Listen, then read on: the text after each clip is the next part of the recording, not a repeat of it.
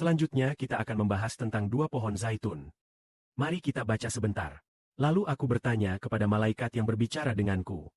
Apa arti dari dua pohon zaitun di sebelah kiri dan kanan kandil emas ini? Lalu aku berkata kepadanya lagi. Kedua pohon zaitun ini melalui dua pipa emas terus-menerus mengalirkan minyak emas. Lalu, sebenarnya apakah kedua pohon zaitun ini? Ia menjawabku, tidakkah engkau tahu apa arti hal-hal ini? Aku berkata, Tuanku, aku tidak tahu. Katanya, mereka adalah dua orang yang diurapi. Mereka adalah orang-orang yang bersepakat dalam hati. Mereka berdiri di hadapan Tuhan seluruh bumi.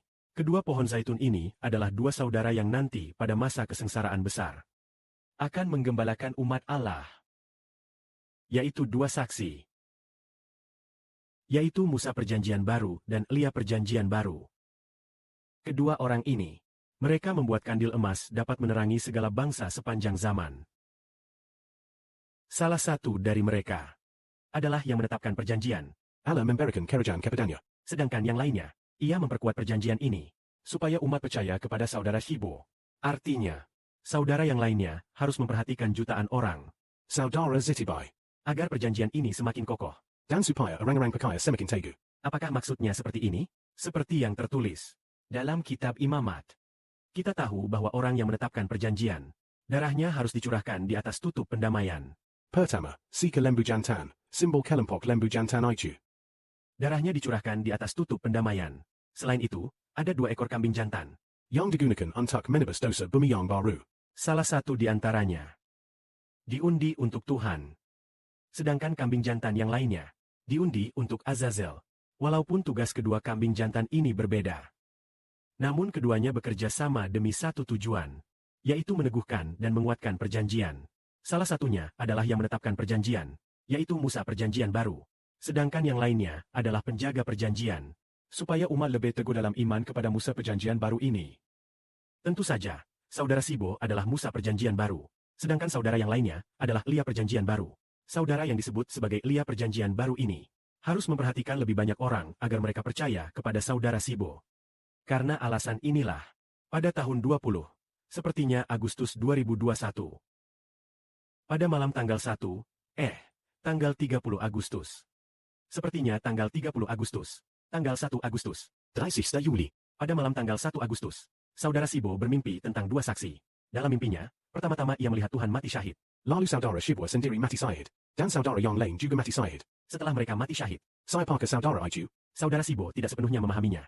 Namun setelah mati syahid, Orang-orang meletakkan jenazah saudara Itu menghadap ke arah saudara Shibo. sehingga wajah dan matanya, bahkan setelah meninggal, tetap menjaga saudara Shibo. Mengapa setelah mati pun ia masih menjaga?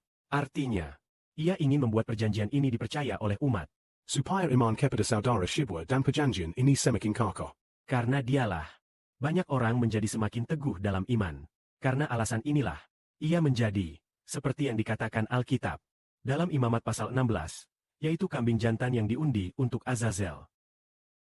Yaitu Elia Perjanjian Baru, yang menanggung dosa umat. Artinya, Supaya umat semakin teguh dalam iman. Dan semakin percaya kepada saudara Shibo. Sebab saudara Shibo bukan hanya Musa Perjanjian Baru. tetapi juga Israel. Artinya, Allah memberikan kerajaan dan segala sesuatu kepada Israel. Maka, seseorang harus memperhatikan agar umat percaya kepadanya. Hendaklah kemuliaan diberikan kepada Bapa Surgawi dan Tuhan. Inilah kedua saksi tersebut, yaitu kedua saksi yang disebutkan dalam Wahyu, Kedua saksi ini bersaksi tentang perjanjian yang diberikan Allah kepada kita. bahwa kerajaan yang diberikannya kepada kita adalah nyata. Percayalah, Mereka telah bersaksi, pertama-tama saudara Sipor. Orang yang sendiri membuat perjanjian itu juga secara pribadi memberi kesaksian bagi dirinya sendiri. Dan seorang saudara lainnya juga memberi kesaksian bagi saudara Sipor. Supaya perjanjian ini dapat teguh, kokoh, dan tidak goyah. Sebab, menurut Alkitab, kesaksian dari satu orang saja adalah tidak sah. Kesaksian dari 2 orang barulah sah. Itulah alasannya. Maka perjanjian ini harus memiliki 2 saksi. Yang pertama adalah dia yang mengadakan perjanjian itu, yang secara pribadi memberi kesaksian bagi dirinya sendiri. Dan yang kedua juga memberi kesaksian bagi saudara Sipor. Hendaklah kemuliaan diberikan kepada Bapa Surgawi dan Tuhan. Amin.